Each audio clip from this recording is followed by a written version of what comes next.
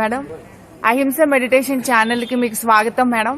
ముందుగా మీ పేరు, మీ ఊరు, మీరు ఎక్కడి నుంచి వచ్చారు, మీ ధ్యాన జీవితం, మీ ధ్యాన అనుభవాల్ని మా అహింస మెడిటేషన్ ప్రేక్షకులకి పంచుకోవాల్సిందిగా కోరుచున్నాం మేడం.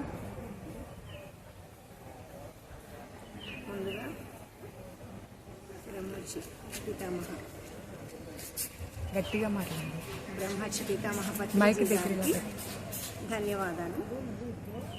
నా పేరు రాధా, మాది గుంటూరు జిల్లా నంబూరు గ్రామం అండి.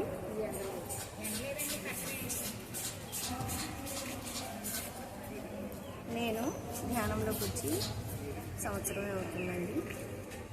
అంతకుముందు ధ్యానం అంటే ఏంటో తెలీదు.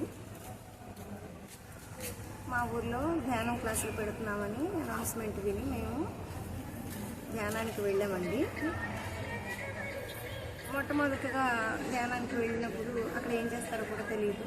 కళ్ళు మూసుకొని కూర్చోమన్నారు, గంట సేపు కూర్చోమన్నారు. కాస్త ఇబ్బందిగా అనిపించింది. అలా గంట సేపు కదలకుండా కళ్ళు మూసుకొని కూర్చోవడం. అలాగే కూర్చున్నాము. తర్వాత క్లాస్ చెప్పారు, ఇంటికి వచ్చాము. 41 రోజు క్లాస్ అండి. రెండో రోజు కూడా వెళ్ళాము. కాస్త బాగుంది అనిపించింది. అలాగే వారం తర్వాత అంటే మొట్టమొదటిగా గంట సేపు కళ్ళు మూసుకోవడం చాలా కష్టం అనిపించింది. వారం తర్వాత బాగుంది అనిపించింది. అలా కంటిన్యూ అయ్యాము. 41 రోజు క్లాస్ పూర్తి అయ్యేసరికి మేము తెలుసుకున్నది ఏంటంటే, మొట్టమొదటిగా మనం శరీరాలం కాదు ఆత్మలము అని తెలుసుకున్నాము. మొట్టమొదటి రోజు సార్ క్లాస్ చెప్పిన రోజు మీరు శరీరాలు కాదు ఆత్మ అన్నప్పుడు మేము కంగారు పడ్డాం. అదేంటి ఇంత శరీరం పెట్టుకుని మమ్మల్ని ఆత్మలు అంటున్నారు ఏంటంటే, మీరు ఆత్మ ఏంటి, ఆత్మ ఎక్కడ ఉంటుంది, ఏదో చనిపోయిన తర్వాత కదా ఆత్మ అది ఇది అంటారు, బతుకుడగా మీరు ఆత్మలు మీరు శరీరం కాదంటారని కంగారు పడ్డాం. 41 రోజులు 41 పిరమిడ్ మనుషులు చెప్పిన క్లాస్ విని అప్పుడు అర్థమైందండి, నిజంగా మనం శరీరాలం కాదు ఆత్మలమే. మనము కొన్ని అనుభవాలు కొన్ని పాఠాలు నేర్చుకోవడానికి ఈ శరీరం అనే వాహనాన్ని తీసుకొని ఈ భూలోకంలోకి వచ్చాము. అసలు మన లోకం ఇది కాదు. ఓ యాత్ర కోసం వచ్చాము. ఇక్కడ కొన్ని నేర్చుకొని గత జన్మలో చేసిన కొన్ని కర్మలు అనుభవించడానికి, కొత్త కర్మలు చేయటానికి, దాని ద్వారా అనుభవాలు పొంది పాఠాలు నేర్చుకోవడానికే వచ్చామనేది అర్థమైంది. అది తెలుసుకున్న తర్వాత అసలు మనం ఇన్నాళ్ళు ఎలా బ్రతికాం, మన ప్రవర్తన ఏమిటి, మనం ఏ విధంగా ప్రవర్తించాము. అంటే అనాలనుకున్నది అనేసాము, తినాలనుకున్నది తినేసాము, చేయాలనుకున్నది చేసేసాము. అది కరెక్ట్ అనుకున్నాం. నేను చేసింది కరెక్ట్ అని అనుకున్నాను. ధ్యానంలోకి వచ్చిన తర్వాత అవన్నీ తప్పని,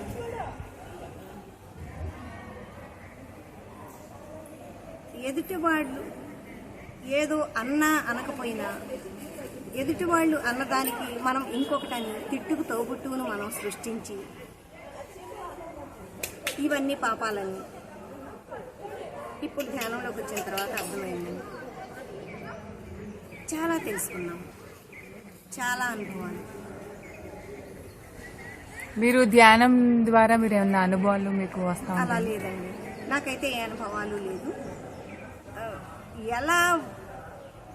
ఎలా ఉన్నామో ఇప్పుడు ఇక ముందు ఎలా ఉండాలనేదే అనుభవం అండి. అదే పెద్ద అనుభవం నాకు. మీరు ధ్యానం పుట్టుకతోనే శాకాహారులా మేడం? పుట్టుకతో కాదు, నాకు ఇప్పుడు 60 సంవత్సరాలు.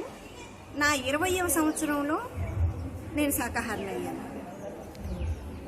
కొన్ని కారణాల వలన, మేము మాంసాహారుల కుటుంబంలోనే పుట్టామండి. కొన్ని కారణాల వలన కొంచెం పూజలవి చేయాల్సిన కారణంగా అప్పుడు కొన్నాళ్ళు శాకాహారం తినమన్నారని అలా తిని మళ్ళీ మాంసాహారం జోలికి వెళ్ళలేదండి. ఇప్పుడు 40 సంవత్సరాల నుండి నేను శాకాహారం. మీరు ధ్యానంలోకి వచ్చి ఎన్ని సంవత్సరాలు అయింది మేడం? మేము ధ్యానంలోకి వచ్చి 2023 ఫిబ్రవరి 1వ తారీఖు నుండే ధ్యానం చేయడం, అసలు ధ్యానం అనే ధ్యాన పరిచయం కలగటం, ధ్యానం చేయటం అనేది అప్పటి నుండి, అంతకుముందు తెలియదు. మీరు ర్యాలీలు అలాంటి శాకాహార ర్యాలీలు కానీ అలాంటి పార్టిసిపేట్ చేస్తారండి? ఒకసారే వెళ్ళానండి నేను. శాకాహార ర్యాలీ మంగళగిరిలో జరుగుతున్నప్పుడు ఒకసారే వెళ్ళాను. ఇప్పుడు గ్రూప్ మెడిటేషన్కి ఒంటరిగా చేసే ధ్యానానికి ఏమన్నా తేడా ఉందండి. అప్పటి నుండి 40 రోజుల ధ్యానం అయిపోయింది. తర్వాత మాస్టర్ గారు శంకర్రావు గారని మంగళగిరి పిరమిడ్ మాస్టర్ గారండి, ఆయన మమ్మల్ని వారం వారము చెయ్యండి ధ్యానం, ప్రతి శనివారము మేము మా ఇంటి దగ్గర గోపాల స్వామి గుడి ఉందండి, అక్కడ చేస్తాము. ప్రతి వారం చేయమన్నారు, అలాగే చేస్తున్నాము. ప్రతిరోజు కూడాను సరే వారం వారం ఎందుకు, ఇంటి దగ్గర ప్రతిరోజు ఆ రోజు నుండి తెల్లవారుజామున ఒకసారి, మధ్యాహ్నం ఏ రోజైతే మాకు ధ్యానం ఒక పరిచయం జరిగిందో ఆ రోజు 2ంటికి క్లాస్ అన్నారు, అదే 2ంటికి ఇప్పటికీ కంటిన్యూ చేస్తూ ఇద్దరమైనా సరే వెళ్ళి ధ్యానం ఇప్పటికీ చేస్తూనే ఉన్నాం.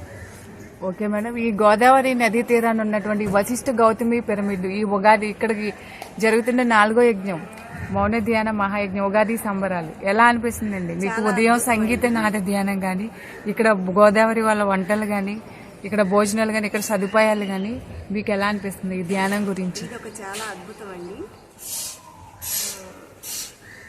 పోయిన సంవత్సరం వచ్చాము మేము ధ్యానంలోకి, ఫిబ్రవరిలో వచ్చాము. మార్చి 26 ఇక్కడ ఉగాది ధ్యాన యజ్ఞం అన్నారు. ఇదేంటో చూద్దామని మనసుకు అనిపించింది, వచ్చాము.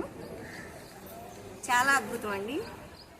ఉగాది ధ్యాన యజ్ఞం అయిపోయి ఉగాది రోజున ఇంటికి వెళ్ళిన తర్వాత ఆ మర్నాడు నుండి మళ్ళీ ఉగాది ఎప్పుడు వస్తుంది, ధ్యాన యజ్ఞం ఎప్పుడు వస్తుందని ఎదురు చూశాను నేను. అంత అద్భుతం అండి ఇక్కడ ఈ వశిష్ఠ గౌతమి పిరమిడ్. ఇక్కడ భోజనాలు కానీ, ముఖ్యంగా ఉదయాన జరిగే సంగీత ధ్యానము 3 గంటలు అన్నారండి.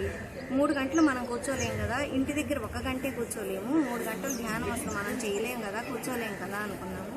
మరి ఇక్కడ ఏం అద్భుతమో, కూర్చొని ధ్యానం చేయగలిగాము. కొన్ని వేల మందితో చక్కగా మౌన ధ్యానం జరుగుతుంది ఉదయం ప్రాతకాలం. మీ ఫీలింగ్, మీ అనుభూతి ఎలా ఉంది? చాలా అద్భుతం అండి, బాగుంది. సంగీత నాదు అసలు 3 గంటలు మేము చెయ్యటం అనేది అద్భుతం అండి. ముందు గ్రేట్ అనుభవం, తర్వాత అలా కూర్చుని చెయ్యడమే అద్భుతం. ధ్యానమే తెలియని వాళ్ళకి 3 గంటలు కూర్చుని ధ్యానం చేయడం అనేది అద్భుతం కదా.